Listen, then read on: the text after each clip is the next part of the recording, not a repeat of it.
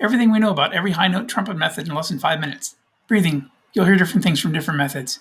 You need to fill up your lungs. You need to learn yoga breathing. You need to take a bigger breath. You're taking too big of a breath. You need to increase the compression of the air. You need to increase the speed of the air. You need to increase the velocity of the air. You should push from your abdomen. You should push from your stomach. Is the chest used? Are you confused yet? Throat. Some people will say you should open your throat like you're yawning. Some people say you have no control over your throat. Are you confused yet? Tongue position. Some people say tongue position has nothing to do with playing high. Other people have methods dedicated to tongue methods, and they will tell you that the arch of the tongue in the back should go up so that you have less space between that and the roof of your mouth, which is like a water hose effect and actually makes the air go faster. And when it goes across your lips, it makes it vibrate quicker. Other people say you have to pronounce different vowels, and you will see the tongue move forward in the back when you're doing this. Other people say the tongue position should be either down by the bottom of your teeth. Some will say it should be more in the middle. Some will say it should be between your teeth. And some say for very high notes, it should be at the very top of the ridge of your mouth. Are you confused yet? Because they even say that some players don't even have to have their tongue in any position. It can be completely flat and play any note they want to anyways. Mouthpiece placement. Some will tell you 50-50. Some will say 2/3 up, 2/3 down. Some will say it doesn't matter where it goes. It's just got to fit on your face because your teeth might be crooked. Some will say, depending on where it is, you might have a better tone. Armature formation. You might have a method that says, say the letter M before placing the mouthpiece. M. You might have another method that says you should align your top and bottom teeth before placing the mouthpiece.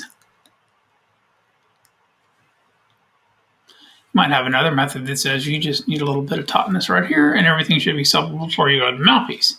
You might have another method that says everything should just be relaxed when you place the mouthpiece. You might see another method where they say to actually pull the lips against the teeth, place the mouthpiece.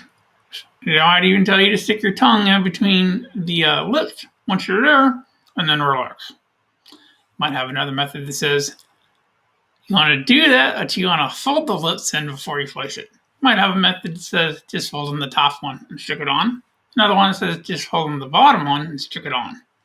You might have methods that tell you we only use these muscles, and whether you're using the method to pull against the teeth to go higher, or push out to go higher, or still only using these muscles and not any of these that you feel when you're smiling, other people might actually be using those muscles. Are we confused yet? Lip manipulation. Some people will say you should pull the lips in to ascend and relax to descend. Other people will tell you to roll the lips in to ascend and then roll them out to descend.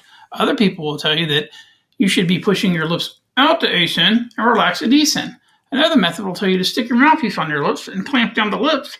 And then to ascend, some people will need to drag their lips down or drag their lips up to ascend and then do the opposite to descend. Are you confused yet? Mouthpieces. Some high note methods will actually tell you to play on the smallest lead mouthpiece you can find. It gives you a more compact sound, it makes it a more brilliant sound, and it gives you more endurance when you're playing higher. Some people will tell you that's great, but it doesn't sound good when you play in the normal ranges. And they will condone using something kind of in the middle of sizes to be able to play everything. Some players play on smaller mouthpieces for piccolo, trumpet, and lead playing compared to what they do in their normal playing. Other people will play on a 3C for both regular orchestral trumpet playing and for piccolo trumpet playing and for lead trumpet playing. Are we confused yet? Range building method. Some people will tell you if you don't have a great tone to begin with, you're never going to be able to play high. You'll have other people tell you that in order to build range, you should play everything up an octave and just get used to it. Other people will tell you that all you have to do is play the highest note you can play and start trying to play the one above it until you can get it and then keep going up there from there. Other people will tell you all you need to do is flexibility exercises, lip slurs. Other people will tell you should just be working on arpeggios. Other people will tell you need to do octave jumps, double octave jumps. Some will say even triple octave jumps.